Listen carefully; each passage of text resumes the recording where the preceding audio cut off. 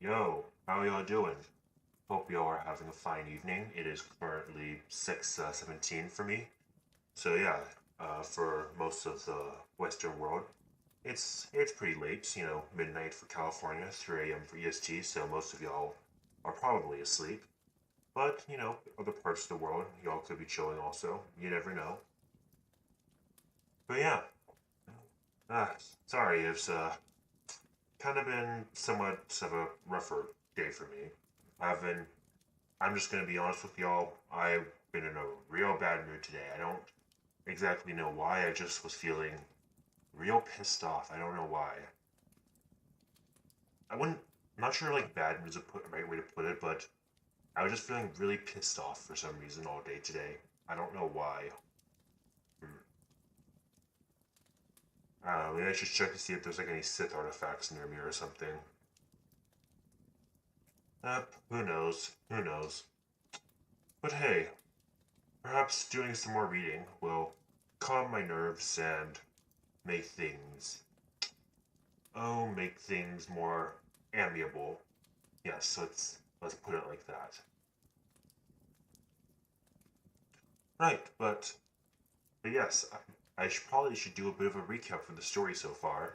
So, I mean, we've gotten through 8 chapters, and honestly, the book it's fairly slow. So I'll be honest, not much has happened. I mean, we learned a bit about Victor Frankenstein himself, learned his obsession and fascination with creating life, and which he was successful in doing. This is the original book actually, and the book doesn't really go into the process how he created life, but he did. He created his monster, and he is horrified by it, or was. And so the monster he left the monster, but the monster is gone or was gone. So he continued about his life, going to college. But it seems like disaster has struck him. His misfortune has continued as what his youngest brother has died. Not just and he's not just died; they were murdered. And Victor is convinced that his creature is the one responsible for the murder. And unfortunately, an innocent girl who was in his village was assumed to be the murderer. And so there's not directly, blood on Victor Frankenstein's hands through his creation. Very unfortunate. But yes, we continue right at chapter 9, right after the execution of this poor girl, and we shall see how Victor deals with this trauma and how they continue onward. But yeah, we are about a third of the way through the book. But yeah, let us continue. Let us continue. Uh, I will say, in terms of physically feeling, I am feeling better than other days when I've done reading streams. Other days I felt incredibly tired, which probably affected my reading ability. I probably sounded dead or droning on, which I apologize for. But yeah, in terms of physical well-being, I'm feeling pretty good. I'm feeling pretty good.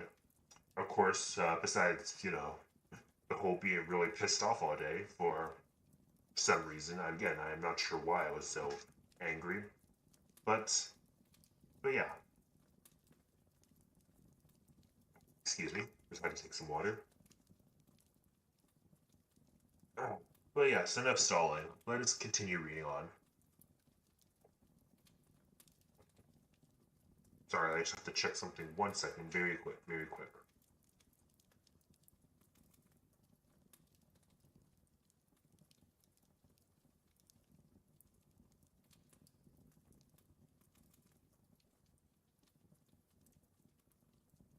Sorry, just reading something.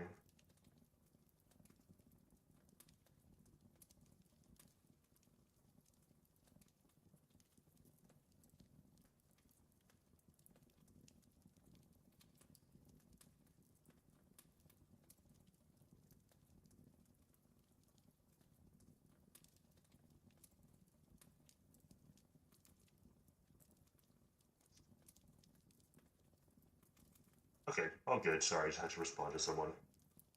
Right, enough stalling, enough stalling. Let us continue on. Frankenstein, Chapter 9. Nothing is more painful to the human mind than, after the feelings have been worked up by a quick succession of events, the dead calmness of inaction and certainty which follows and deprives the soul both of hope and fear.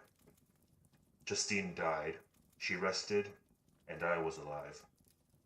The blood flowed freely in my veins, but a wave of despair and remorse pressed on my heart, which nothing could remove. Sleep fled from my eyes. I wandered like an evil spirit, for I had committed deeds of mischief beyond description horrible. And much, much more, I persuaded myself, was yet behind. Yet my heart overflowed with kindness and the love of virtue.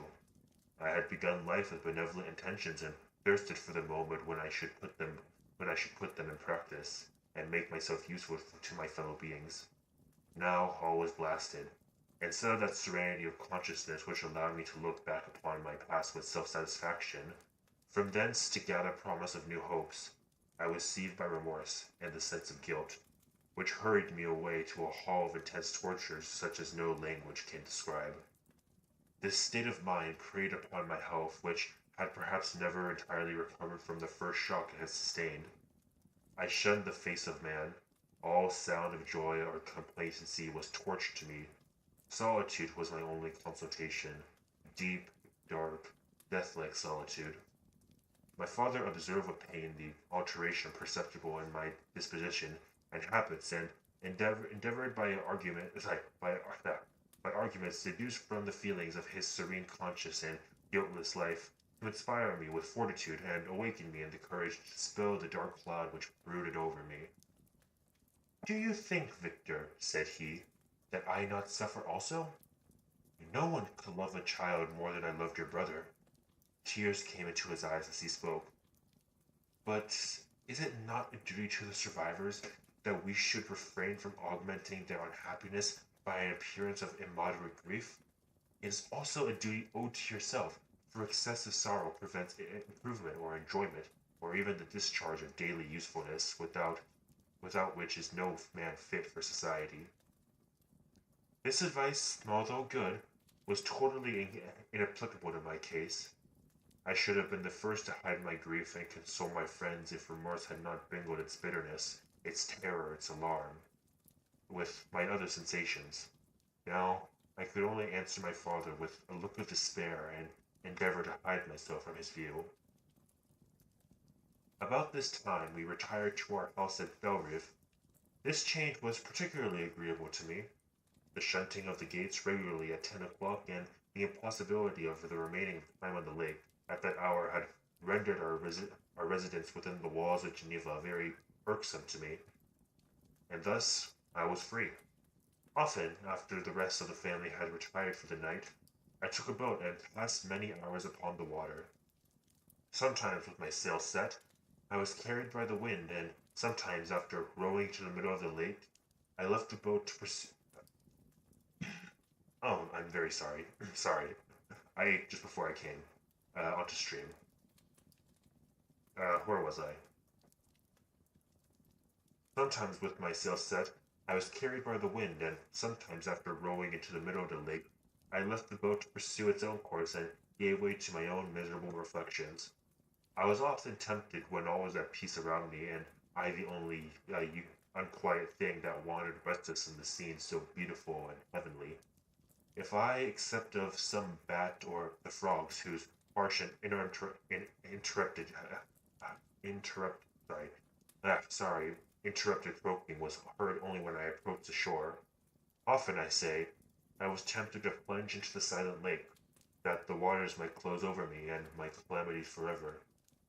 But I was restrained, when I thought of the heroic and suffering Elizabeth, whom I tenderly loved, and whose existence was bound up in mine. I thought also of my father and surviving brother. Should I, by my base desertion, leave them exposed and unprompted to the malice of the fiend whom I let loose among them? Ah, sorry. I'm reading online and it forced me to refresh. God damn it.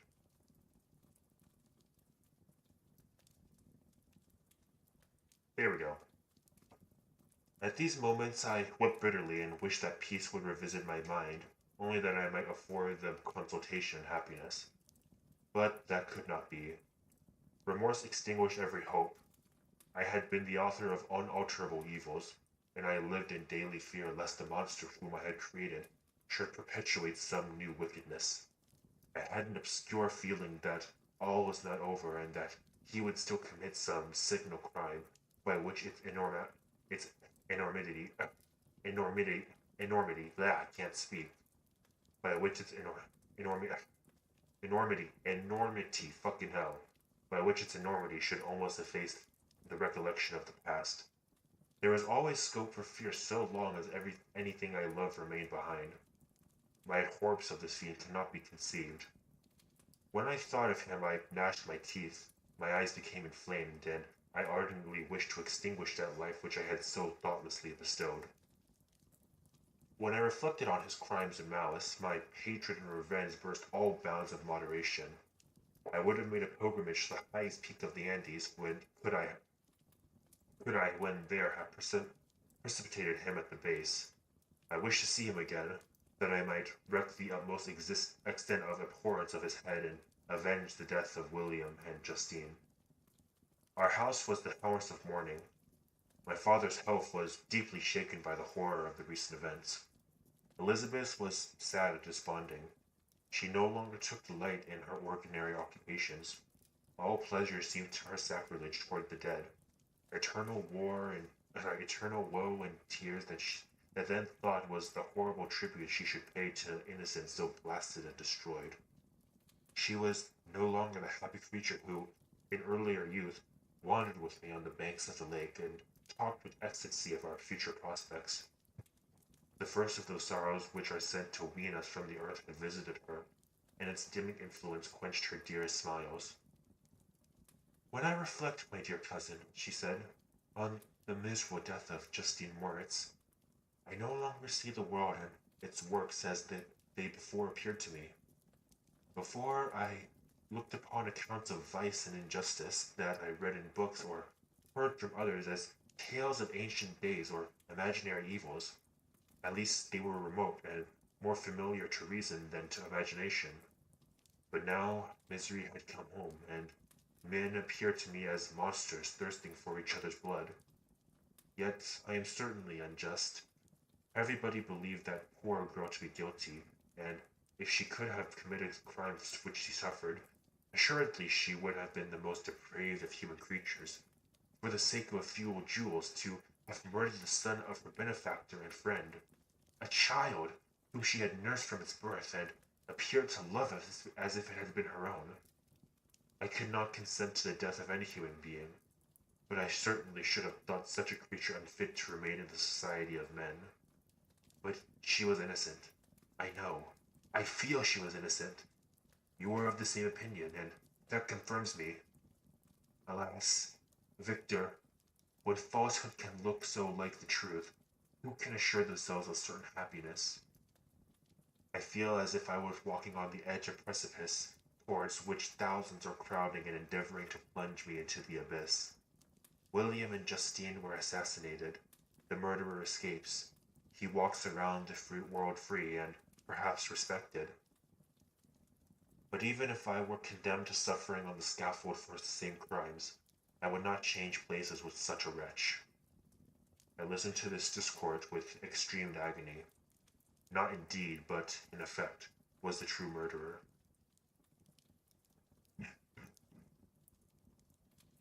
Sorry, excuse me. Elizabeth read my anguish in countenance, and kindly taking my hand said, "My dearest friend, you must calm yourself. These events have affected me. God knows how deeply, but I am not so wretched as you are.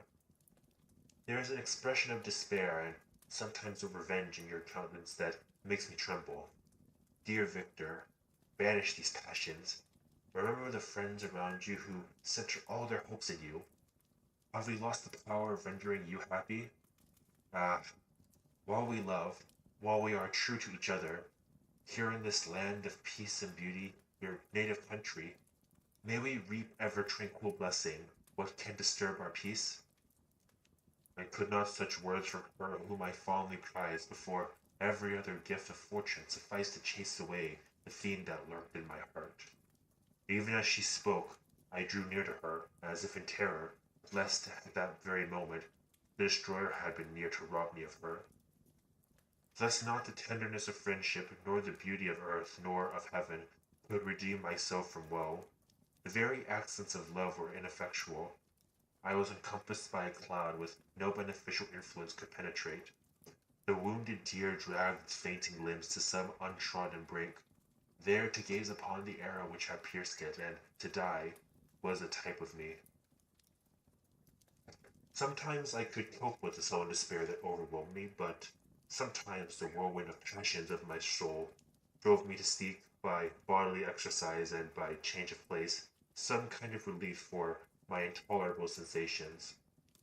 It was during an access of this kind that I suddenly left my home and, bending my steps towards the near alpine plains, sought in magnificence the eternity of such scenes, to forget myself and my ephemeral, because human sorrows, because human sorrows. My wanderings were directed towards the valley of Chamonix? Sorry, it's a French word, I'm not familiar. Chamonix. I had visited frequently during my boyhood.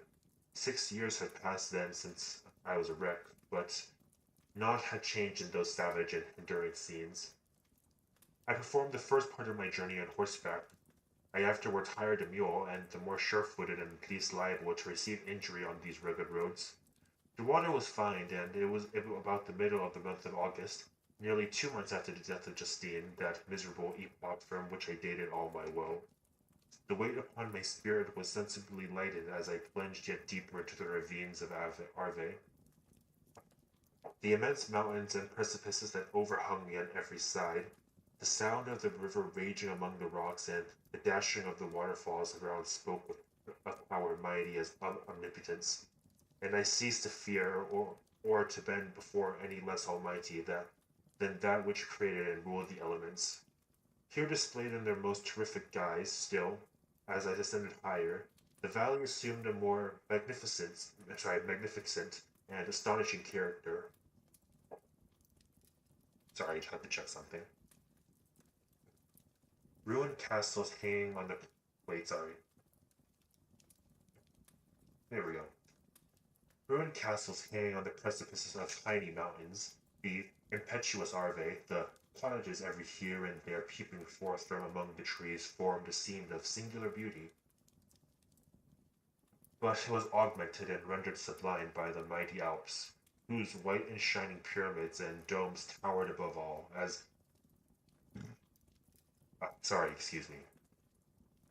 belonging to another earth, the habitations of another race of beings. I passed the bridge of Pellicer, where the ravine which the river forms opened before me, and I began to ascend the mountain that overhangs it. Soon after, I entered the valley of Chamonix. This valley is more wonderful and sublime, but not so beautiful and picturesque as that of Cervo, though which I had just passed. The high and snowy mountains were its immediate boundaries, but I saw no more ruined castles and fertile fields. Immense glaciers glacier. Bloody hell! I should have done some vocal warm-ups before I read. Blah. Immense glaciers approached the road. I heard the rumbling thunder of a falling avalanche and marked the smoke of its passage. Mont Blanc, the supreme and magnificent Mont Blanc, raised itself from the surrounding Aiguilles, and its tremendous dome overlooked the valley. A tingling, long-lost sense of pleasure often came across me during this journey. Some turn in the road, and some new object suddenly perceived and recognized reminded me of days gone by, and were associated with the light-hearted gaiety of boyhood. The very winds whispered in soothing accents. The maternal nature bade me weep no more. Then again, the kindly influence ceased to act. I found myself fettered again to grief and indulging in all misery of reflection. Then I spurred on my animal, striving so to forget the world, my fears, and, more than all, myself, or, in more desperate fashion, I alighted and threw myself on the grass, weighed down by horror and despair. At length, I arrived at the village of I don't know how to pronounce that. Let me look that up. How the hell do I pronounce that?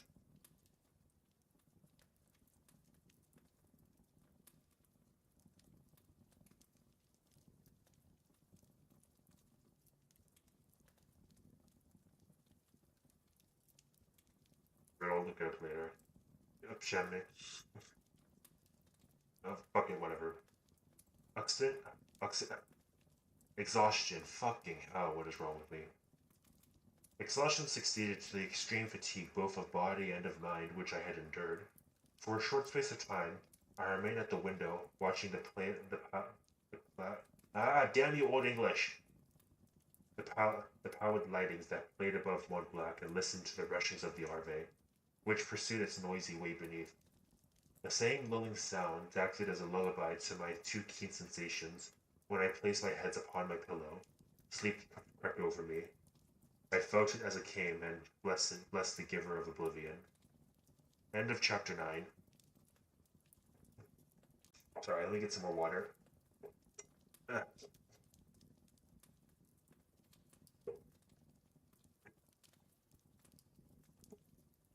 There we go.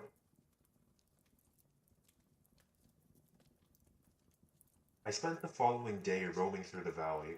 I stood beside the sources of the Aversion, of the Averion, which take their rise in a glacier, that which slow pace is advancing down from the summit of the hill to barricade the valley. The abrupt sides of the vast mountains were before me, the icy wall of the glacier hung over me. A few shattered pines were scattered around, and the solemn silence of this glorious presence chamber of imperial nature was broken only by the bawling waves or the fall of some vast fragment. The thunder sound of the avalanche or the cracking reverberated along the mountains of the accumulated ice which, though silent working of immutable laws, for ever and on rest and torn, as if it had been but a plaything in their hands.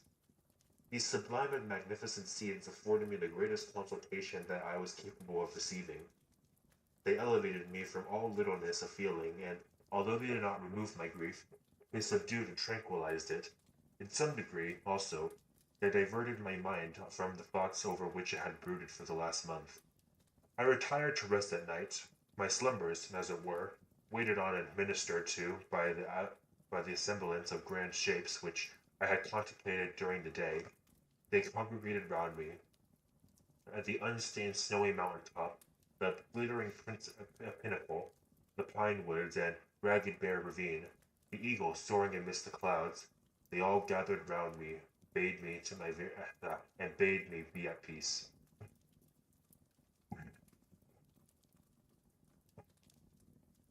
Where had they fled the next morning when I awoke? All the soul-inspiring fled with sleep, and dark, melancholy clouded every thought. The rain was pouring in torrents, and thick mists hid summits of mountains, so that bloody hell, I'm sorry, so that even saw not the faces of those mighty friends. Still, I would penetrate their misty veil and seek them in some cloudy retreats. What were rain and storm to me? My mule was brought to the door, and I resolved to ascend to the summit of the Montanvert. I remember the effect that the view of the tremendous and ever-moving glacier had produced upon my mind when I first saw it. It had then filled me with sublime ecstasy, and which gave wings to the soul and allowed it to soar from the obscure world to light and joy. The sight of the awful and majestic in nature had always the effect of solemnizing my mind and causing me to forget the passing cares of life. I determined to go without guide, for I was well acquainted with the path, and the presence of another would destroy the solitary grandeur of the scene. The ascent is precipitous, but the path is cut into continual and short windings, which enable you to surmount the. Oh God! You think I'm going to develop a stutter with how much I'm tripping over my words? Probably just because I don't really talk very much, like in general. So, I just think I gotta get better at. Apologies again. I cannot stress it enough. I deeply apologize for my shitty reading. The ascent is precipitous, but the path is cut into continual and short windings, which enable you to surmount the perpendicularity of the mountain. It is a scene terrifically desolate. In 1,000 spots the traces of the winter avalanche may be perceived, where trees lie broken and strewed upon the ground, some entirely destroyed, others bent, leaning, leaning upon the jutted rocks of the mountain or traversely upon other trees. The path that you ascend is intersected by ravines of snow, down which stones continually roll from above. One of them is particularly dangerous, as the slight sound, such as even speaking in a loud voice, produces a concussion of air sufficient to draw destruction upon the head of the speaker. The pines are not tall or luxuriant, but they are somber and add an air of severity to the scene. I looked on the valley beneath. Vast mists were rising from the rivers which ran through it and curling in thick reefs around the opposite mountains, whose summits were hid in their uniform clouds, while rain poured from the dark sky and added to the melancholy impression I received from the objects around me. Alas! Why does man boast of sensibilities superior to those apparent in the brute? It only renders them more necessary beings. If our impulses were confined to hunger, thirst, and desire, we might nearly be free. But now we are moved by every wind that blows and a chance word or scene that the word may convey to us. We rest. A dream has power to poison sleep. We arise. One wandering thought pollutes the day. We feel, conceive, or reason, laugh or weep, embrace fond woe, or cast our cares away. It is the same, for, be it joy or sorrow, the path of its departure still is free. Man's yesterday may near be like his morrow, naught may endure but mutability. It was nearly noon when I arrived at the top of the ascent. For some time I sat upon the rock that overlooks the sea of ice. A mist covered both that and the surrounding mountains. Presently, the breeze dissipated the clouds and I descended upon the glacier. The surface is very uneven, rising like a wave of a troubled sea, descending low and interspersed by rifts that sink deep. The field of ice is almost like a league in width, but I spent nearly 2 hours in crossing it. The opposite mountain is a bare perpendicular rock. From the side where I now stood, Montovert was exactly opposite. At the distance of a league, and above it, rose Mont Blanc. Mont Blanc? Mont Blanc. Mont Blanc. Sorry, I was distracted by something. In awful majesty, I remained in a recess of the rock, gazing on this wonderful and stupendous scene. The sea, or rather the vast river of ice, wound among its dependent mountains, whose aerial summits hung over its recesses. Their icy and glittering peaks shone in the sunlight over the clouds. My heart, which was before sorrowful, now swelled with something like joy. I exclaimed, "Wandering spirits, if indeed ye wander, and do not rest in your narrow beds, allow me this faint happiness, or take me, as your companion, away from the joys of life." As I said this, I suddenly beheld the figure of a man at some distance, advancing towards me with superhuman speed. He bounded over the crevices of ice and among which I had walked with caution. His stature also, as he approached, seemed to exceed that of man. I was troubled. A mist came over my eyes, and I felt a faintness seize me, but I was quickly restored by the cold gaze of the mountains. I perceived as the shape came nearer, sight tremendous and abhorred, that it was the wretch whom I had created. I trembled with rage and horror, resolved to await his approach and then close him with mortal combat. He approached. His countenance bespoke bitter anguish, combined with disdain and malignity, while its unearthly ugliness rendered it almost too horrible for human eyes. But I scarcely observed this. Rage and hatred had at first deprived me of utterance, and I recovered only to overwhelm him with words expressive of furious detestation and contempt. "Devil!" I exclaimed, "do you dare approach me? And do you not fear the fierce vengeance of arms wreaked on your miserable head? Begone, vile insect, or rather, stay, that I may trample you to dust, and oh, that I could, with the extinction of your miserable existence, restore those victims whom you have so diabolically murdered." "I expected this reception," said the Daemon. "All men hate the wretched. How, then, must I be hated, whom am so miserable beyond all living things? Yet you, My creator, detest and spurn me, thy creature, to whom thou art bound by ties only dissoluble by the annihilation of one of us.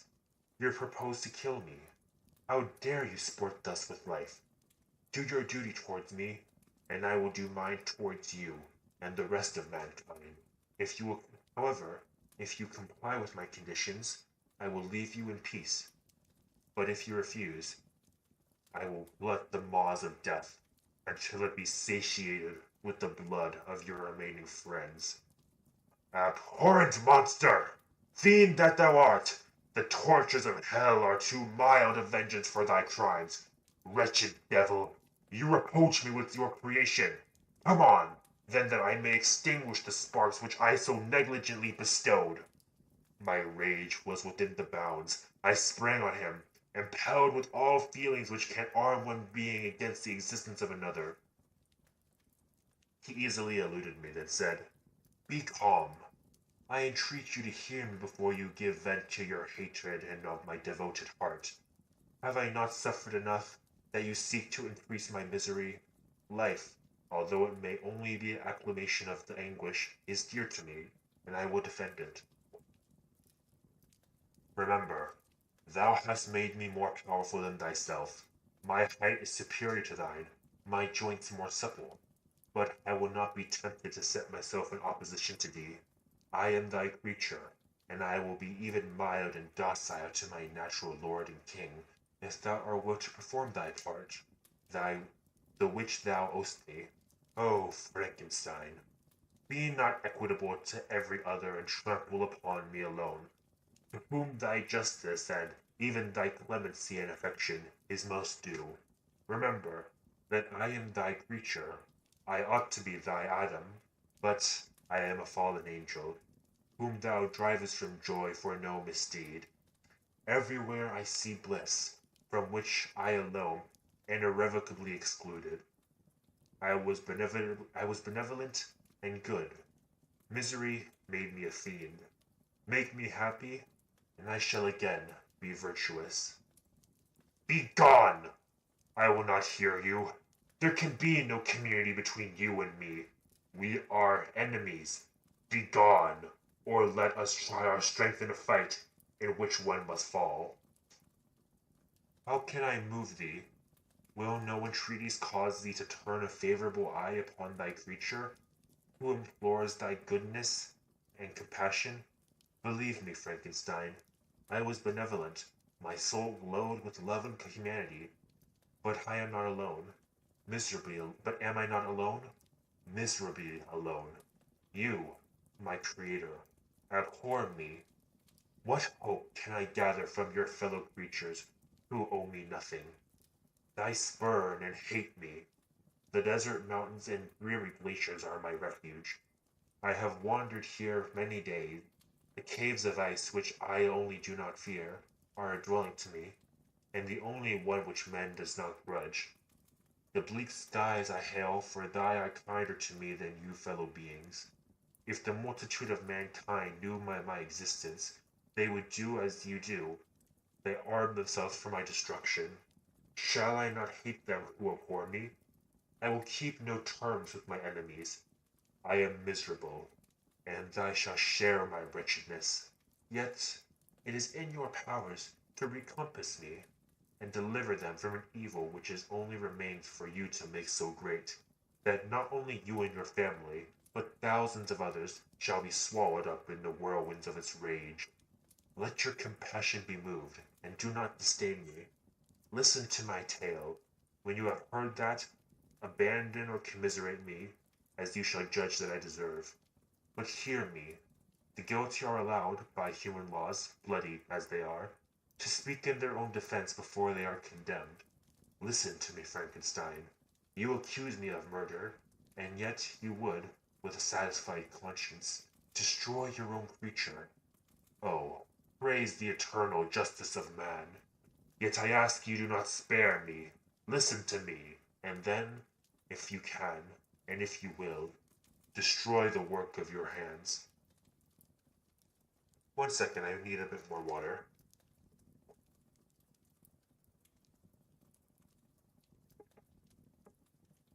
Ah, that's better. Why do you call my remembrance, I rejoined, circumstances of which I shudder to reflect, that I have been of the miserable origin and author? Cursed be the day, that horrid devil, in which you first saw light. Cursed, although I curse myself, be the hands that formed you. You may have made me wretched beyond expression, but you have left me no power to consider whether I am you just or you not. Be gone. Relieve me from the sight of your detested form. Thus I relieve thee, my creator, he said, and placed his hated hands before my eyes, which I flung with me from violence. Thus I take from thee a sight which you abhor. Still thou canst listen to me and grant me thy compassion. By the virtues I once possessed, I demand this from you. Hear my tale. It is long and strange, and the temperature of this place is not fitting for your fine sensations. Come to the hut among the mountains. The sun is yet high in the heavens, before it descends to hide itself behind your snowy precipices and illuminate another world. Sorry, I lost my place. You will have heard my story and can decide. On you it rests, whether I quit forever the neighborhood of man and lead a harmless life, or become the scourge of your fellow creature and the author of your own speedy ruin. As he said this, he led the way across the ice, and I followed. My heart was full, and I did not answer him, but as I proceeded, I weighed the various arguments that he had used and determined at least to listen to his tale. I was partially urged by curiosity, and compassion confirmed with my resolution. I had hitherto supposed him to be a murderer of my brother. I eagerly sought a confirmation or denial of this opinion. For the first time, also, I felt what the duties of a creator towards his creation were, and that I ought to render him happy before I complained of his wickedness. These motives urged me to comply with his demand. We crossed the ice, therefore, ascended the opposite rock. The air was cold, and the rain again began to descend. We entered the hut, the fiend with the air of exultation, and I being with heavy heart and depressed spirits. But I consented to listen, and seating myself by the fire, with my odious companion, had lightened. He thus began his tale. End of chapter 10. Right, now it's starting to get interesting. Oh, sorry.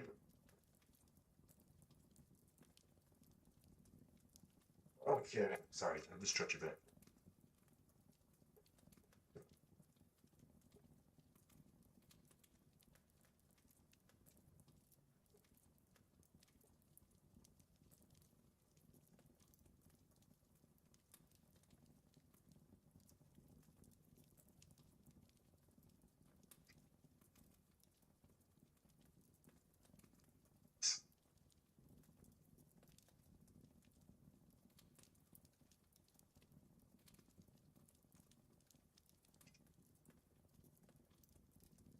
Apologies.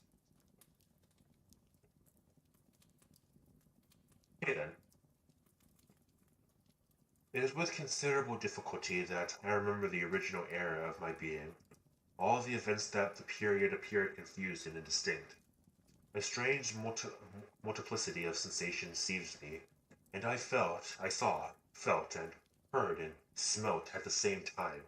It was, indeed, a long time before I learned to distinguish between the operations of my various senses. By degrees I remember a stronger light pressed upon my nerves, so that I was obliged to shut my eyes. Darkness then came over me, and troubled me. But hardly had I felt this when, by opening my eyes, as I now supposed, the light poured in upon me again. I walked and, I believe, descended, but I was presently found a great alteration of my sensations. Before, dark and opaque bodies had surrounded me, impervious to my touch or sight, but I now found that I could wander on at liberty. with no obstacles which I could not either surmount or avoid. The light became more and more oppressive to me, and the heat wearying me as I walked. I saw a place where I could receive shade. This was the forest near Ingolstadt, and here I lay by the side of a brook resting from my fatigue until I felt tormented by hunger and thirst. This roused me from my nearly dormant state, and I ate some berries which I had found hanging on the trees or lying on the ground. I slaked my thirst at the brook, and then lying down, was overcome by sleep. It was dark when I awoke, and I felt cold also, and half frightened, as it were, inst- inst- instinctively finding myself so desolate. Before I had quitted your apartment on the sensation of cold, I had covered myself with some clothes, but these were insufficient to secure me from the dews of night. I was a poor, helpless, miserable wretch. I knew and could distinguish nothing, but feeling pain invades me from all sides. I sat down, and I had wept. Soon a gentle light stole over over the heavens and gave me a sensation of pleasure. I started up and beheld a radiant form rise from among the trees. The moon I gazed with a kind of wonder. It moved slowly, but enlightened my path. I went out in search of more berries. I was still cold when, under one of the trees, I found a huge cloak, with which I covered myself and sat upon the ground. No distinct ideas occupied my mind at this point. All I could be was confused. I had felt light, and hunger, and thirst, and darkness. Innumerable sounds rang in my ears, and on all sides various scents saluted me. The only object I could distinguish was the bright moon, and I fixed my eyes on that with pleasure. Several changes of day and night passed, and the orb of the night had greatly lessened. When I began to distinguish my sensations from each other, I gradually saw plainly the clear stream that had supplied me with drink, and the trees that shaded me with their foliage. I was delighted when I first discovered that a pleasant sound, which often saluted my ears, proceeded from the throats of little winged animals, who had often intercepted the light from my eye. I began also to observe, with greater accuracy, the forms that surrounded me, and to perceive the boundaries of radiant roof of light which canopied me. Sometimes I wished to express my sensation of my own mode, but uncouth and inarticulate sounds which broke from me frightened me into silence again. The moon had disappeared from the night, and again, with a less thin form, showed itself. While I still remained in my forest, my sensations had by this time become distinct, and my mind received every day additional ideas. My eyes became accustomed to the light and to perceive objects in their right forms. I distinguished the insect from the herb, and by degrees, one herb from another. I found that the sparrow uttered none but harsh notes, whilst those of the blackbird and thrush were sweet and enticing. One day I was oppressed by the cold. I had found a fire which had been left by some wandering beggars, and I was overcome with delight at the warmth I experienced from it. In my joy I thrust my hand into the live embers, but quickly drew it out again with a cry of pain. How strange it was, that I thought, that the same cause should produce such opposite effects. I examined the materials of the fire, and, to my joy, found it to be composed of wood. I quickly collected some branches, but they were wet and would not burn. I was pained at this, and sat still watching the operation of the fire. The wet wood which I had placed near the heat dried, and it itself became inflamed.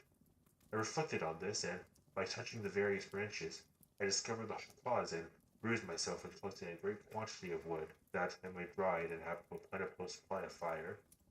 When night came on and brought sleep with it, I was in the greatest fear lest my fire should be extinguished. I covered it carefully with dry wood and leaves, and placed wet branches upon it, and then spreading my cloak, I lay on the ground and sank into sleep. When it was morning, and when I awoke, my first care was to visit the fire. I uncovered it, and a gentle breeze quickly fanned it into a flame.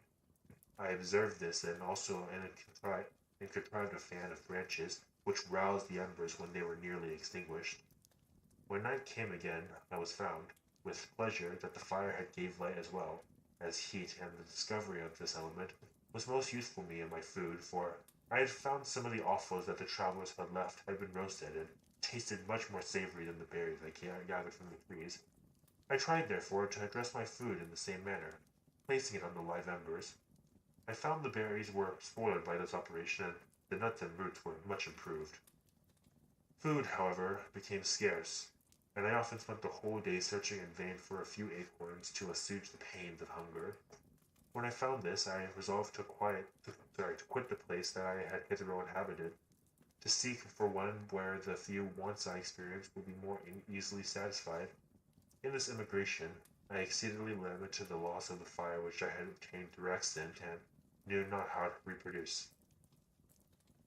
It gave se- sorry, it gave several hours to serious consideration of this difficulty, but I was obliged to relinquish all attempt to supply it, and wrap myself in my cloak. I restruck across the wood and towards the setting sun. I passed 3 days in these rambles, and at length discovered the open country. A great fall of snow had taken place the night before, and the fields were one uniform white. The appearance was disconcerted, and I found my feet chilled by the cold, damp substance that covered the ground. It was about 7 in the morning, and I had longed to obtain food and shelter. At length I perceived a small hut on a rising ground which had doubtless been built from the convenience of some shepherd. This was a new sight to me. I examined the structure with great curiosity. Finding the door open, I entered, and an old man sat in it, near a fire over which he prepared his breakfast. He turned on hearing a noise, and perceiving me, shrieked loudly, and, quitting the hut, ran across the field with a speed of which he debilitated hardly appeared capable of. His appearance was different from any I had before seen, and his flight somewhat surprised me, but I was enchanted by the appearance of the hut. Here the snow and rain could not penetrate, the ground was dry, and it presented to me then exquisite and divine a retreat as pandemonium appeared to the daemons of hell and after the sufferings in the lake of fire. I greatly devoured the remnants of the shepherd's breakfast, which had consisted of bread, cheese, milk, and wine. The latter, however, I did not care for. Then, overcome by fatigue, I lay down among some straw and slept. It was noon when I awoke, and, allured by the warmth of the sun which shone brightly on the white ground, I determined to recommence my travels, and, depositing the remains of the peasant's breakfast in a wallet I found, I proceeded across the field for several hours, until at sunset I arrived at a village. Sorry, my eyes are glazing over.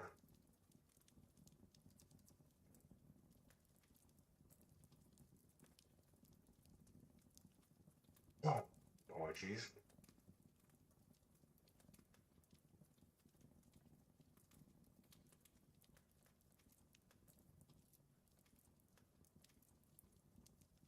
I need a better chair.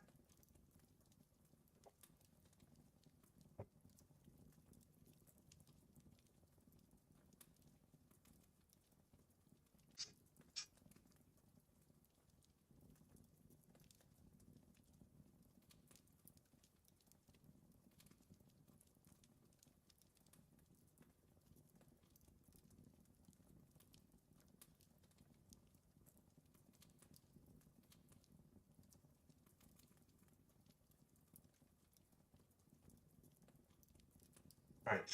Sorry about that. How miraculous did this appear! The huts, the neater cottages, and stately houses arranged by admission by turns. The vegetables in the gardens, the milk and cheese that I saw placed at the windows of some of the cottages, allured my appetite. One of the best of these I entered, but I had hardly placed my foot within the door before the children shrieked and one of the women fainted. The whole village was roused. Some fled, and some attacked me, until, grievously bruised by stones and many other kinds of missile weapons, I escaped to the open country and fearfully took refuge in a low hovel, quite bare and making a wretched appearance after the place I had held in the village. This hovel, however, joined a cottage of a neat and pleasant appearance, but after my late dearly bought expertise, I dared not enter it. My place of refuge was constructed of wood, but so low that I could with difficulty sit upright in it. No wood, however, was placed on the earth from which formed the floor, but it was dry, and although the wind entered by the innumerable chinks, I found it an agreeable asylum from the snow and rain. Here, then, I retreated and lay down happy to have found some shelter. However miserable from the inclemency of the season, and still more from the barbarity of man, as soon as the morning dawned, I crept from my kennel that I might view the adjacent cottage and discover I could remain in the habitation I found. It was situated against the back of the cottage and surrounded on all the sides, which were exposed by a pigsty and the clear pool of water. One part was open, and by that I had crept in, but now I covered every crevice by which I might be perceived with some stones and wood. Yet in such manner I might move them on occasion to pass out. All the light I enjoyed came through the stay, and it was sufficient for me. Having thus arranged my dwelling and carpeted it with clean straw, I retired, for I saw the figure of a man in the distance. I remembered too well my treatment the night before to trust myself in his power. I had first, however, provided for me my sustenance that day by a loaf of coarse bread which I had purloined, and a cup with which I could drink for more conveniently from my hand of pure water which flowed by my retreat. The floor was a little raised so that I was kept perfectly dry, and by the vicinity to the chimney of the cottage it was tolerably warm. Oh shoot, my eye. Oh bloody hell, I'm sorry about that. Yeah,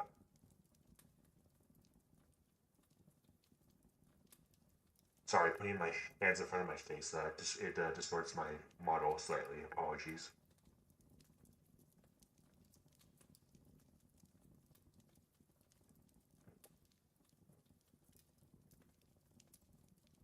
Ah, sorry about that.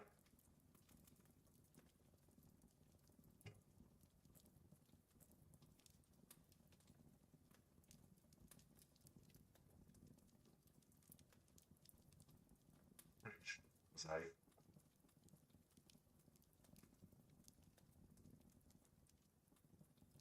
thus arranged my dwelling and carpeted it with. Wait, sorry, I just read that. Being thus provided, I resolved to reside in this hovel until something should occur which might alter my determination.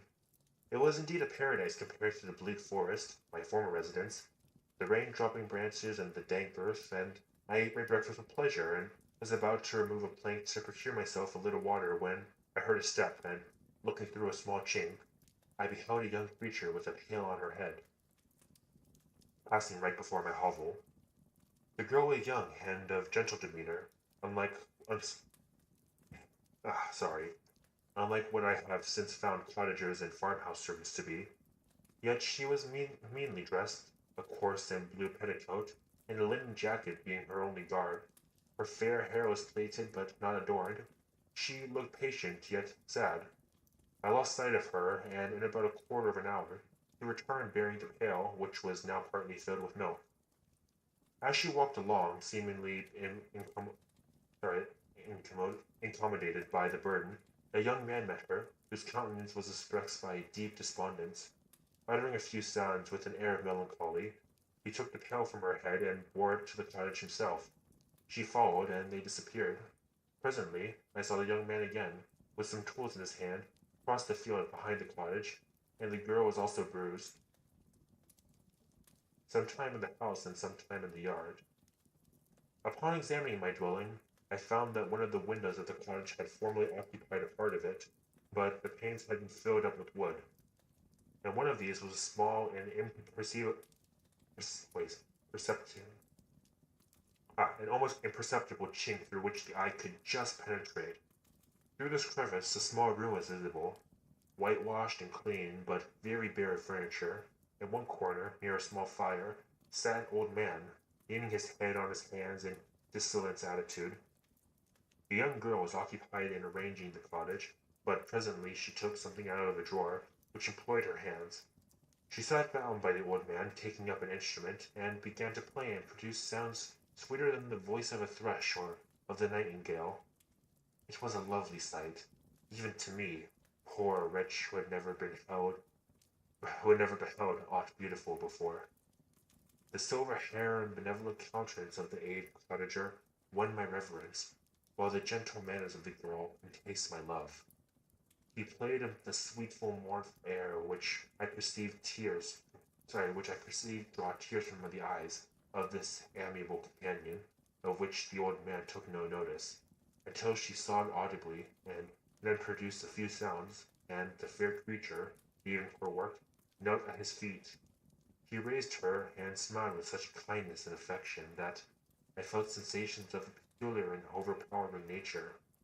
They were a mixture of pain and pleasure, such I had never before experienced, either from hunger or cold, food or warmth, and I withdrew from the window, unable to bear these unfamiliar emotions. Soon after this, the young man returned, bearing on his shoulders a load of wood.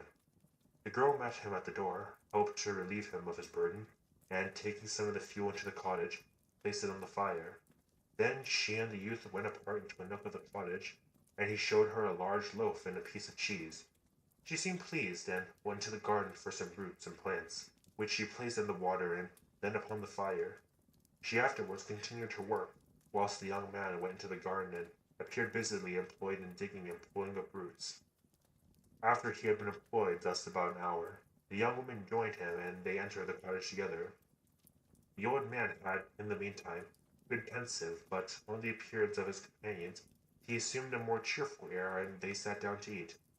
The meal was quickly dispatched, and the young woman was again occupied in arranging the cottage. The old man walked before the cottage in, sorry, the old man walked before the cottage in the sun for a few minutes, leaning on the arm of the youth. Nothing could exceed in the beauty of the contrast between these two excellent creatures. One was old with silver hairs and countenance beaming with benevolence and love, and the younger was slight and graceful in his figure, and his features were molded with the finest symmetry. Yet his eyes and attitude expressed the utmost sadness and despondency. The old man returned to the cottage, and the youth, with tools different from those he had used in the morning, directed his steps across the field. Night quickly shut in, but to my extreme wonder, I found that the cottagers had a means of prolonging light by the use of tapers, and was delighted to find that the settings of the sun did not put an end to the pleasure I experienced in watching my human neighbors. In the evening, the young girl and her companion were employed by various occupations by which I had not yet understood. The old man again took up the instrument which produced the divine sounds that had enchanted me in the morning. So soon as he finished, the youth began, not to play, but to utter sounds that were monotonous, and neither resembling the harmony of the old man's instrument, nor the songs of the birds. I since found that he read aloud, but at the time I knew nothing behind the science of words or letters. The family, after having been thus occupied for a short time, extinguished their lights and retired, as I conjectured, to rest. End of chapter 11.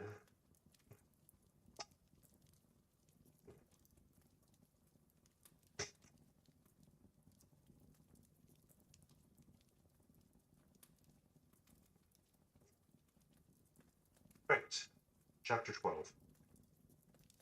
Seems each chapter takes me about 20 minutes to go, so let's see how I feel after chapter 12. I might go longer, I'm not sure.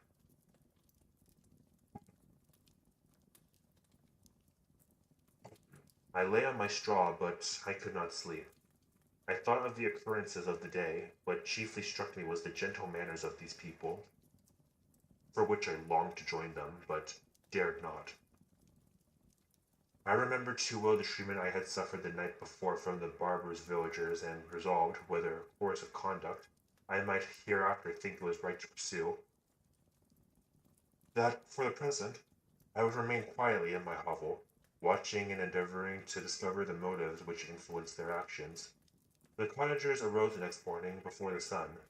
The young woman arranged the cottage and prepared the food, and the youth departed after the first meal.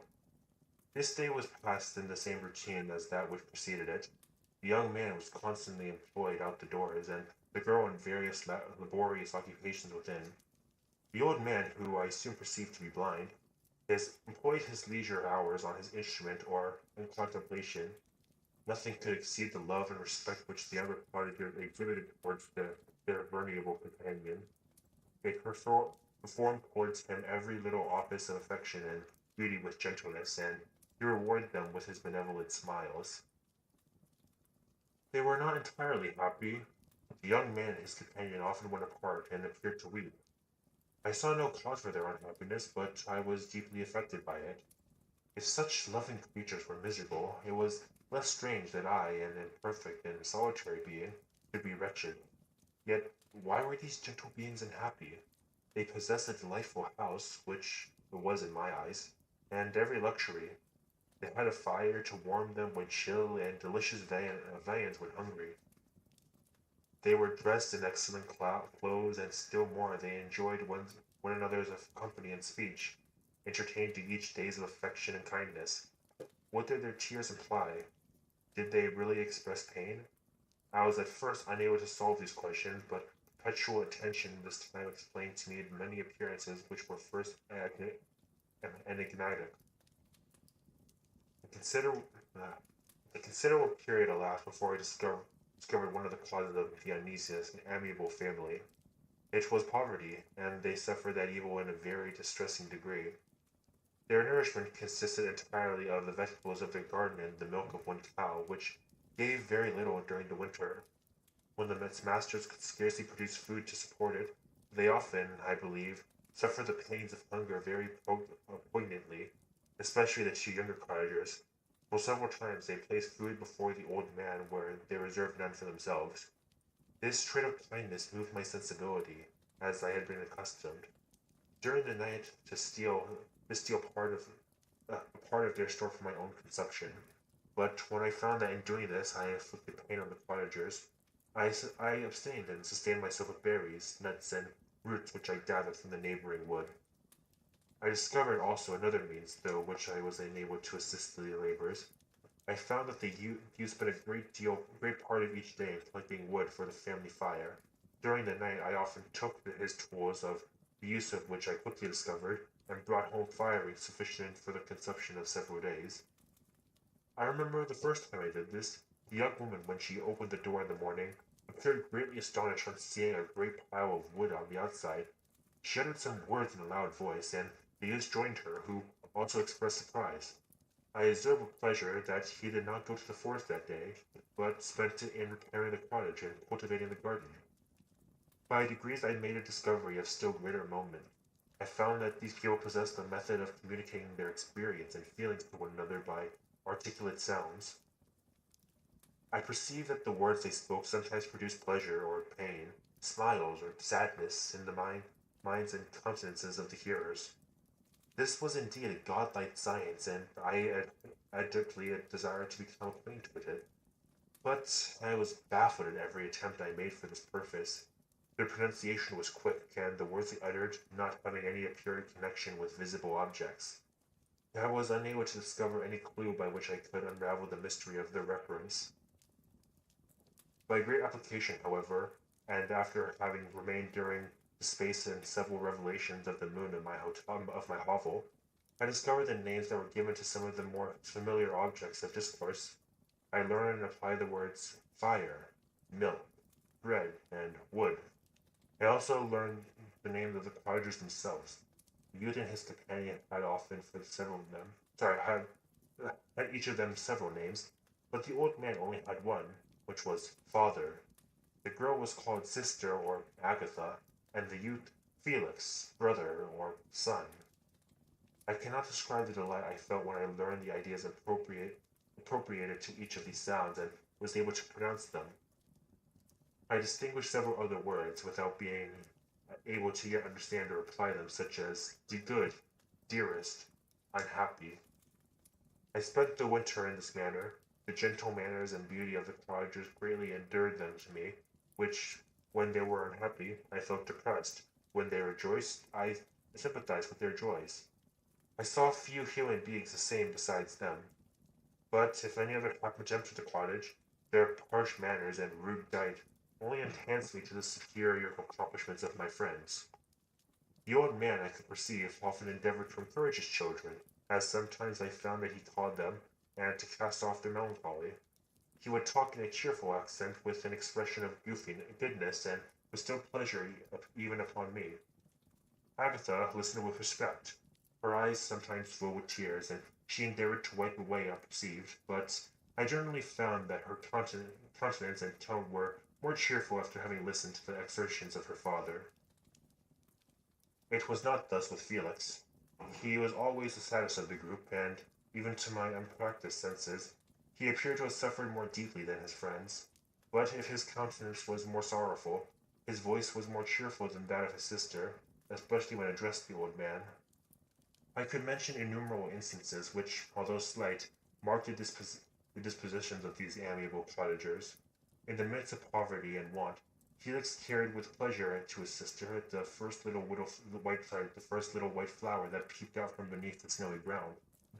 Early in the morning, before she had risen, he cleared away the snow that obstructed her path to the milk house, drew water from the well, and brought the wood from the outhouse, where to his perpetual astonishment, he brought his store always replenished by an invisible hand.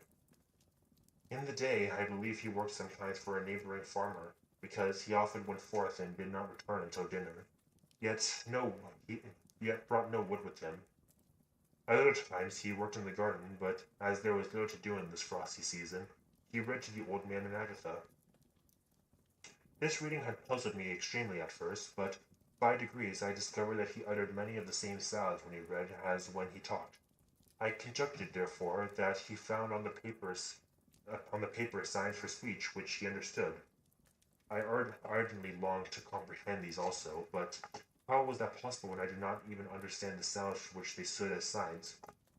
I improved, however, sensibly in this science, but not sufficiently to follow up on any kind of conversation, although I applied my whole mind to this endeavor, for I easily perceived that, although I eagerly longed to discover myself to the cottagers, I ought not make the attempt until I had first become a master of the language, which knowledgeable might enable me to make them overlook the deformity of my figure, for with this also the contrast perpetually present in my eyes had made me acquainted. I had admired the perfect forms of my cottagers, their grace, beauty, and delicate complexions, but how was I terrified when I viewed myself in a transparent pool. At first I stared back, unable to believe it was indeed I who was reflected in the mirror, and when I became fully convinced that I was in reality the monster I am, I was filled with the bitterest sensations of despondence and mortification. Alas, I did not yet entirely know the fatal effects of this miserable deformity.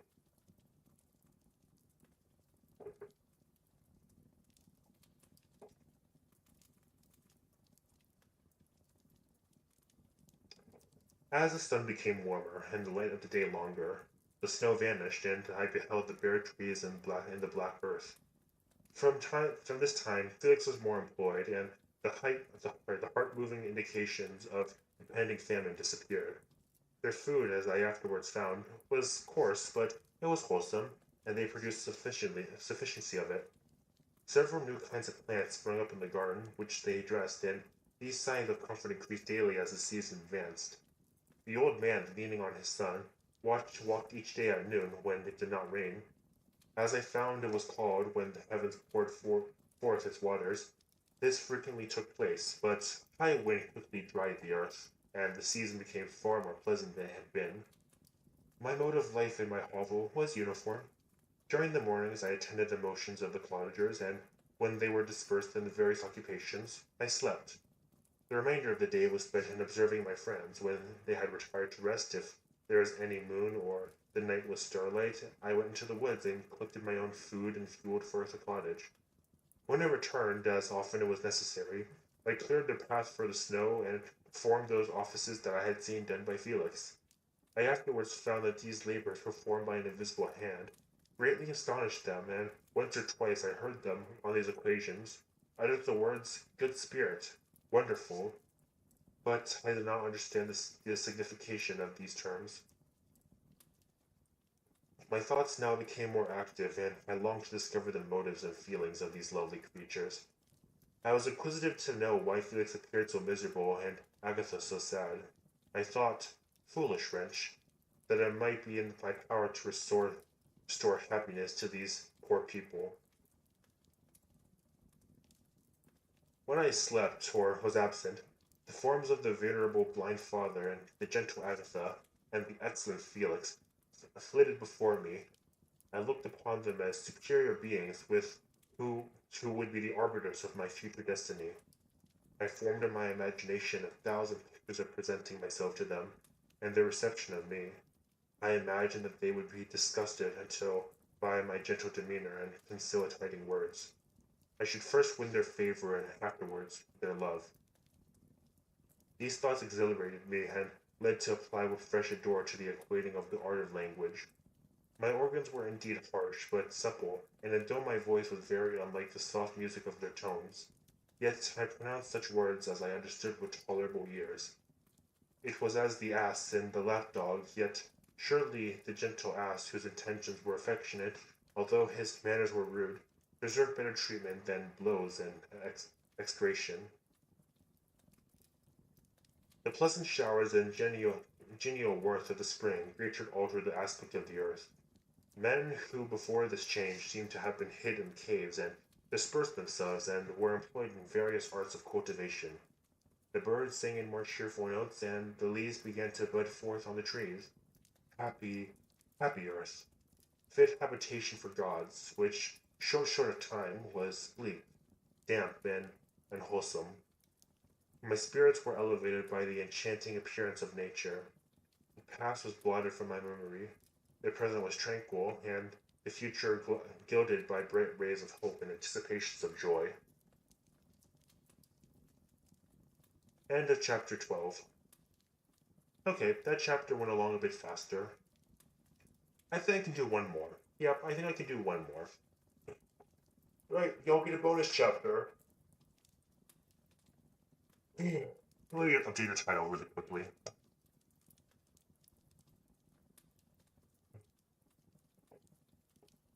Okay, save. Here we go. I'll update on YouTube once I publish the VOD. Okay. Let me just get some more water.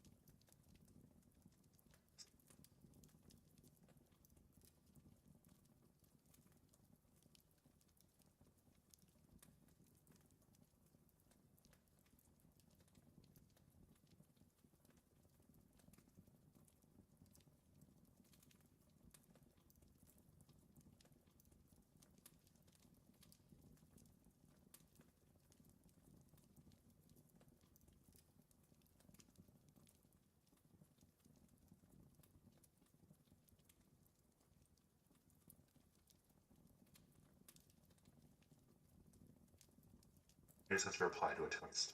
Apologies.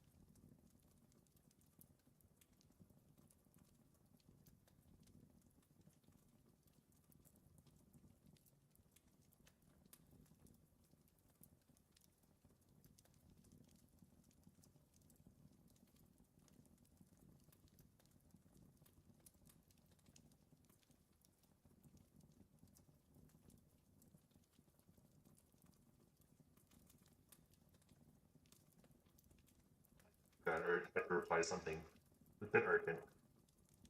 Right, chapter 13. I now hasten to the more moving part of my story.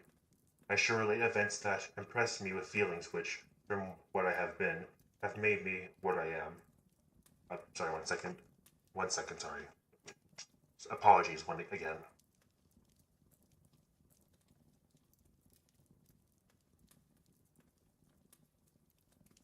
There we go, sorry.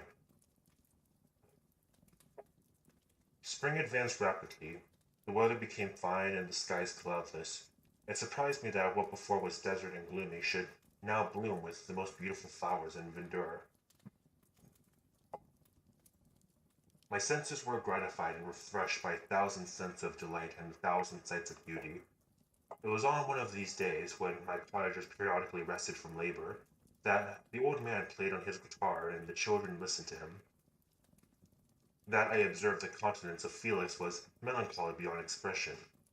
He sighed frequently, and once his father paused in his music, I conjectured that by his manner that he inquired the cause of his son's sorrow. Felix replied in a cheerful accent, and the old man was recommencing with his music when someone tapped at the door. It was a lady on horseback, accompanied by a countryman as a guide. The lady was dressed in a dark suit and covered with a thick black veil. Agatha asked a question, to which the stranger only replied by pronouncing in a sweet accent the name of Felix. Her voice was musical, but, unlike that of either of my friends, on hearing this word, Felix came up hastily to the lady, who, when she saw him, threw up her veil, and I beheld the countenance of angelic beauty and expression. Her hair of a shining raven, black and curiously braided, her eyes were dark but gentle, although animated, her features of irregular proportion, and her complexion of wondrously fair, each cheek tinged with a lovely pink. Felix seemed ravished with delight when he saw her. Every trait of sorrow vanished from his face, and it instantly expressed a degree of ecstatic joy of which I could hardly have believed it capable. His eyes sparkled and his cheek flushed with pleasure, and at that moment I thought him as beautiful as the stranger. She appeared affected by different feelings. Wiping a few tears from her lovely eyes, she held out her hand to Felix, who kissed it rapturously and called her, as well as I could distinguish, his sweet Arabian. She did not appear to understand him, but smiled. He assisted her to dismount, and, dismissing her guide, conducted her to the cottage. Some conversation took place between him and his father, and the young stranger knelt at the old man's feet and would have kissed his hand, but he raised her and embraced her affectionately. I soon perceived that although the stranger uttered articulate sounds and appeared to have a language of her own, she was neither understood by nor herself understood the cottagers. They made many signs which I did not comprehend, but I saw her presence diffused by gladness through the cottage, dispelling their sorrows as the sun dissipates the morning mist. Felix seemed particularly happy with the smiles and delight woken as a Arabian. Agatha, the ever gentle Agatha, kissed the hands of the lovely stranger, and, pointing to her brother, made signs which appeared to me to mean that he had been sorrowful until she came.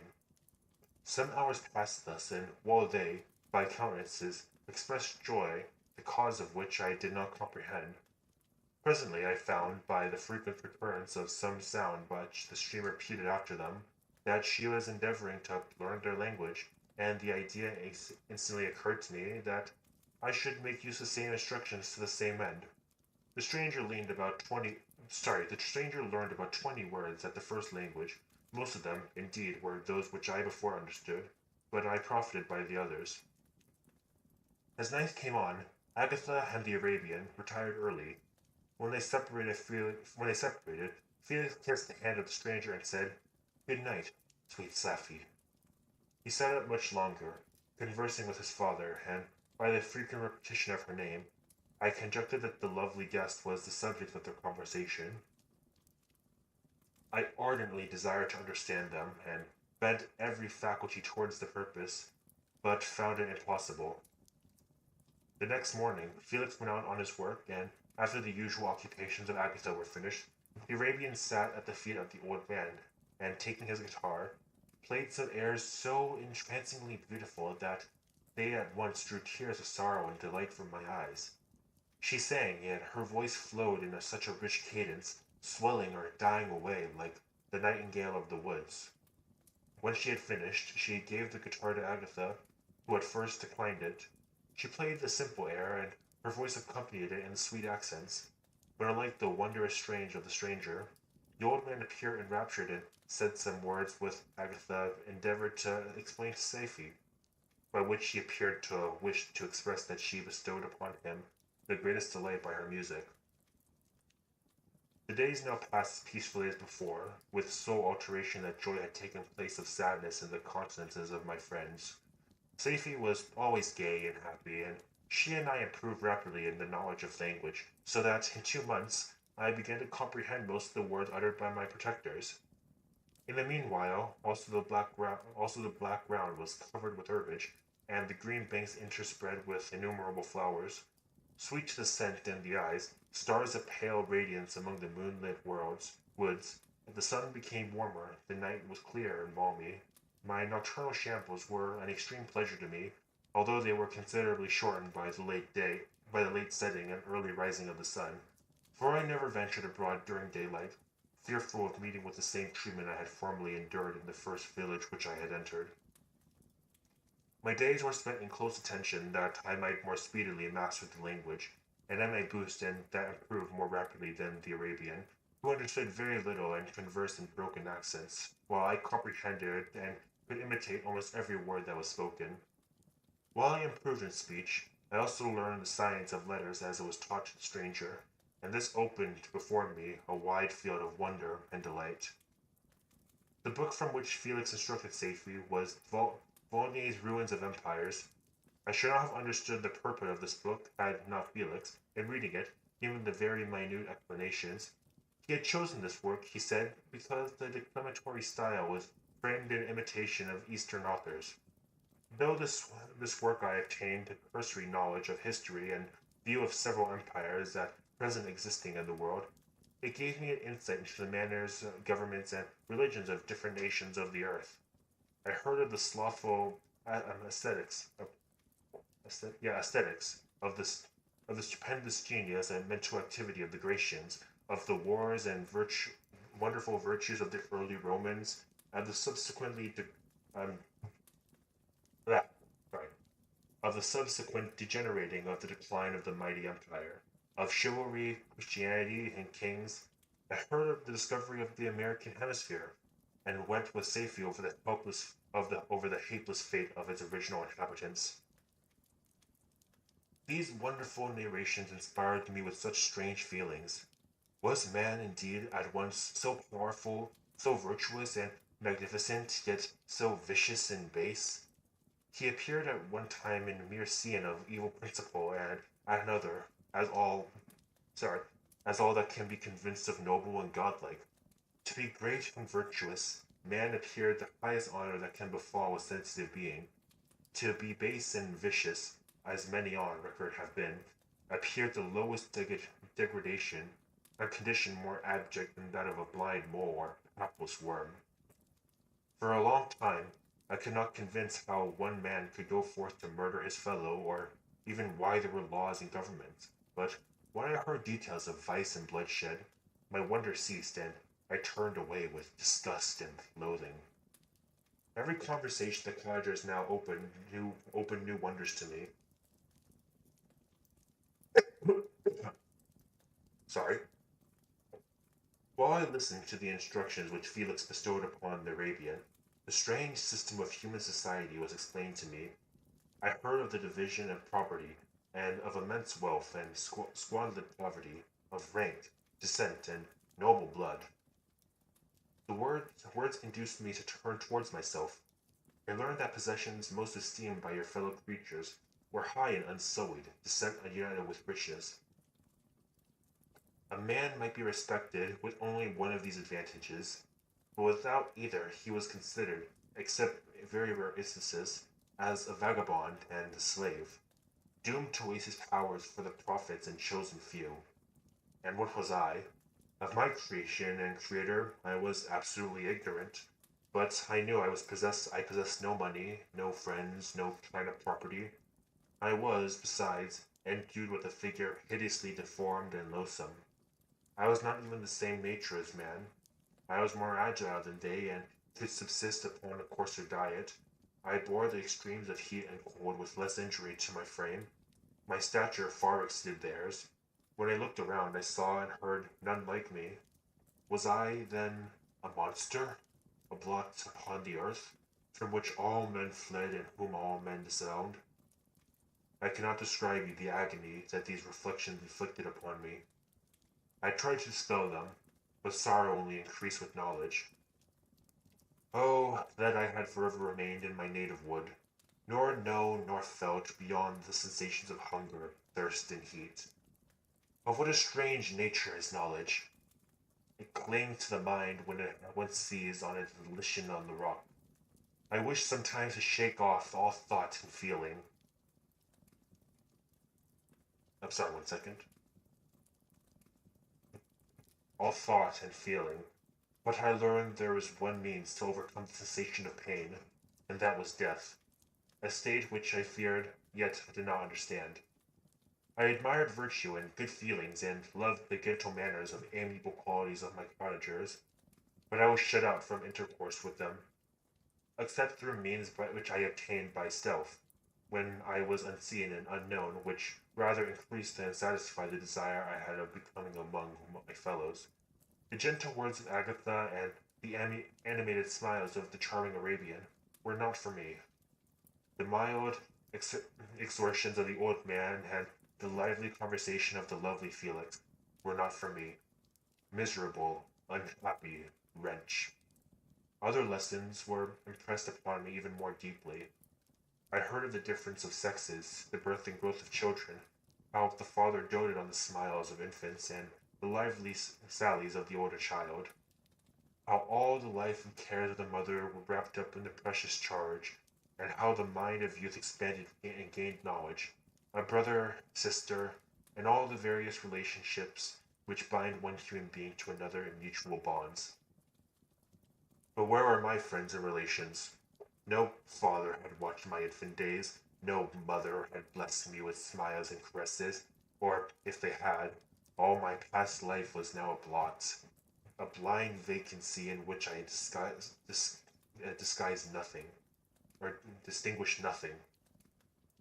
From my earliest remembrance, I had been as I then was in height and proportion. I had never yet seen a being resembling me, or who claimed any intercourse with me. What was I? The question again recurred, but were only answered with groans. I will soon explain to what these feelings tended, but allow me now to return to the cottagers, whose story excited me in such various feelings of indignation, delight, and wonder, but which all terminated in additional love and reverence for my protectors.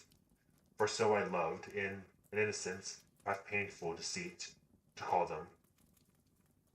End of chapter 13. Right.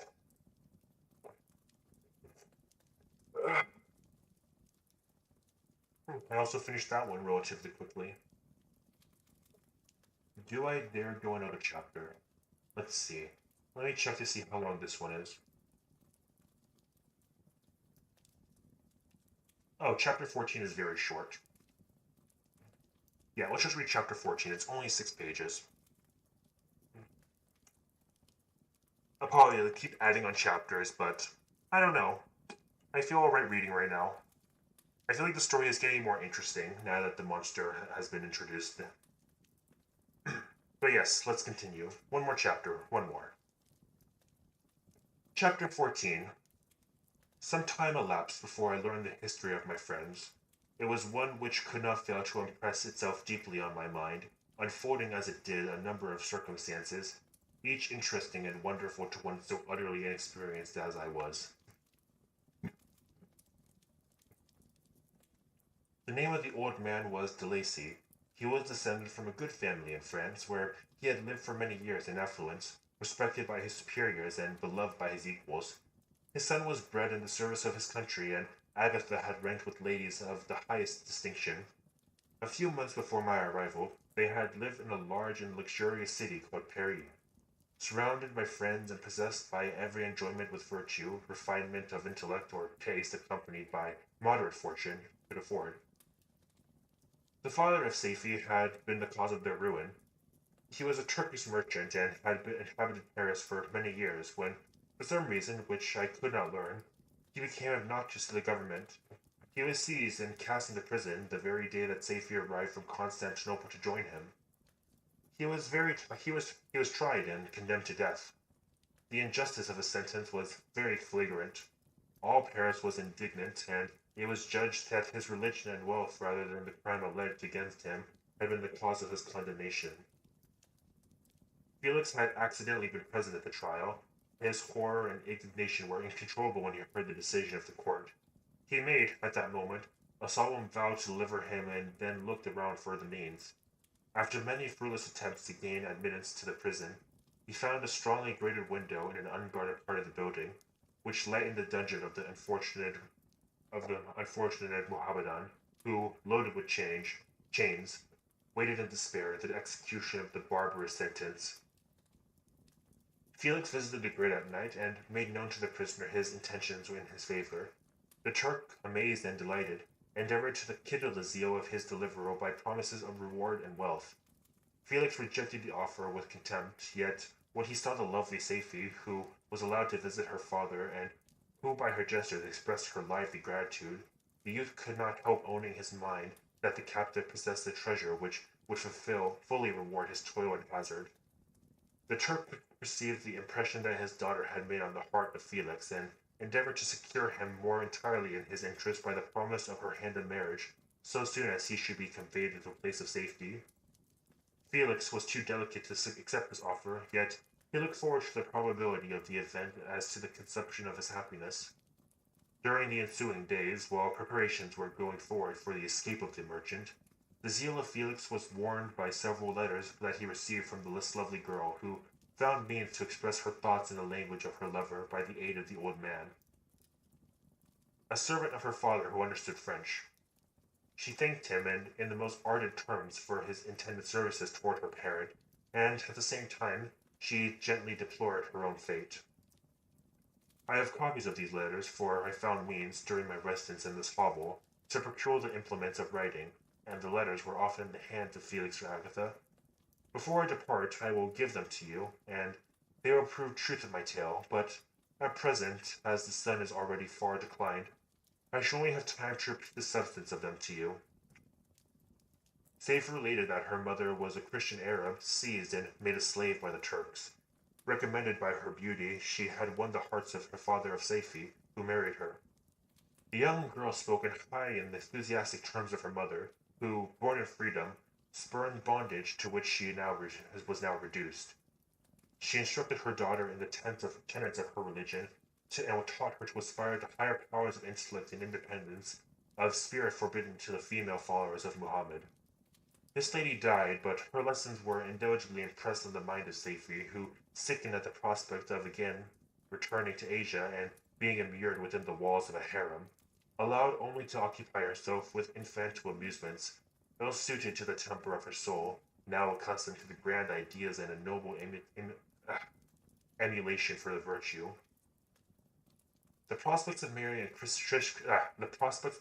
Christian and remaining in a country where women were allowed to take and rank society was enchanting to her. The day for the execution of the Turk was fixed. Within the night of the previous to it, he quitted his prison and before morning was distant many leagues from Paris. Felix had procured passports in the name of his father, sister, and himself, and previously communicated his plans to the former, who aided the deceased by quitting his house.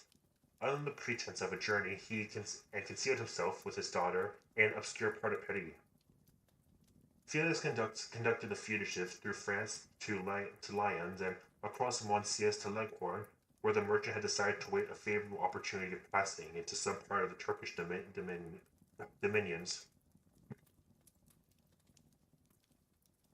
Saifi resolved to remain with her father until the moment of his departure, before which time the Turk renewed his promise that she should be united to his deliverer, and Felix remained with them in exception of that event. or in expectation of that event. Apologies. In the meantime, he enjoyed the society of the Arabian, who exhibited towards him the simplest and tenderest affection. They conversed with one another through means of an interpreter, and sometimes with the interpretation of looks, and Safie sang to him the divine airs of her native country. The Turk allowed this intimacy to take place and encouraged the hopes of the youthful lovers, while in his heart he had formed far other plans. He loathed the idea that his daughter should be united to a Christian, but he feared the resentment of Felix should he appear lukewarm, for he knew that he was still in power of his deliverer, if he should choose to betray him to the Italian state which they inhabited. He revolved 1,000 plans by which he should be enabled to prolong the deceit until he might be no longer necessary, and secretly to take his daughter with him when he departed. His plans were facilitated by the news which arrived from Paris. The government of France was greatly enraged at the escape of their victim and spared no pains to detect and punish his deliverer. The plot of Felix was quickly discovered, and Delancey and Agatha were thrown into prison. The news reached Felix, and, roused from his dream of pleasure, his blind and aged father and his gentle sister lay in a noisome dungeon where he enjoyed the free air and society of whom he loved. This idea was torture to him. He quickly arranged with the Turk that if the latter should find a favorable opportunity for the escape before Felix could return to Italy, Safie should remain at the government of Leghorn, and then quitting the lovely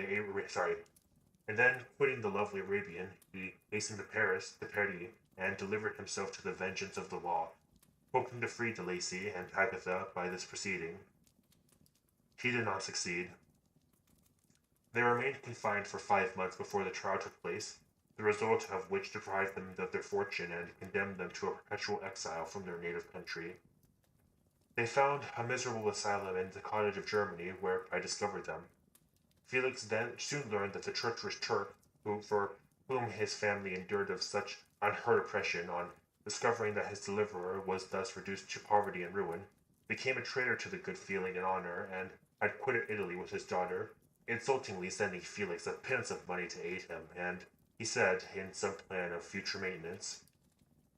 Such were the events that preyed on the heart of Felix, and rendered him, when I first saw him, the most miserable of his family. He could have endured poverty, and while this distress had been meed of his virtue, he gloried in it, but the ingratitude of the Turk and the loss of his beloved Safie were misfortunes more bitter than irreparable. The arrival of the Arabian now infused life into his soul. When the news reached Leghorn that Felix was deprived of his wealth and rank, the merchant commanded his daughter to think no more of her lover, but to prepare to return to her native country. The generous nature of Safie was outraged by this command. She attempted to expostulate with her father, but he left rather angry and reiterating his tyrannical mandate. A few days after, the Turk entered his daughter's apartment and told her hastily that he had reason to believe that his residence at Leghorn had been divulged, and that he should speedily be delivered to the French government. He had consequently hired a vessel to convey him to Constantinople, for which city he should sail in a few hours. He intended to leave his daughter under the care of a confidential servant, to follow her leisure with greater part to a property, which he had not yet arrived at Leghorn. When alone, Safie resolved to her own mind the plan of conduct that it would be comfort to pursue in this emergency. A residence in Turkey was abhorrent to her. Her religion and her feelings were unlike averse to it. By some papers of her father, which fell ill to her hands, she heard of the exile of her lover, and learnt the name of the spot where he resided. She hesitated some time, but at length she formed her determination. Taking with her jewels that belonged to her and a sum of money, she quitted Italy with an attendant, a native of Leghorn, but who understood the common language of Turkey, departed for Germany. She arrived in safety at the town at about 20 leagues from the cottage of de Lacy. When her attendant fell dangerously ill, Safie nursed her with the most devoted affection, but the poor girl died, and the Arabian was left alone. Unacquainted with the language of the country and utterly ignorant of the customs of the world, she fell, however, into the good hands. The Italian had mentioned the name of the spot for which they were bound, and after the death of the woman of the house of which they had lived took care of that Safie should arrive in safety at the cottage of her lover. Sorry. I didn't. Let me repeat that last line. I didn't deliver that very well. The Italian had mentioned the name of the spot for which they were bound, and after the death of the woman, of the house in which they had lived took care that Safety should arrive in safety at the cottage of her lover. Man, that sentence was a mouthful. But anyways, that is the end of chapter 14.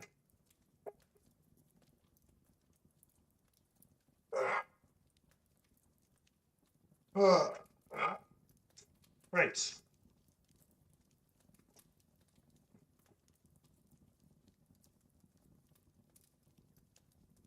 Yep, I guess I shall end it here. Yep, I'll end it here. Right then. So, we made some good progress in the story today. We're more than halfway through. Actually, yeah, we're pretty substantially through. Yeah, we made good progress. We have, let's see, I say about 10 chapters left.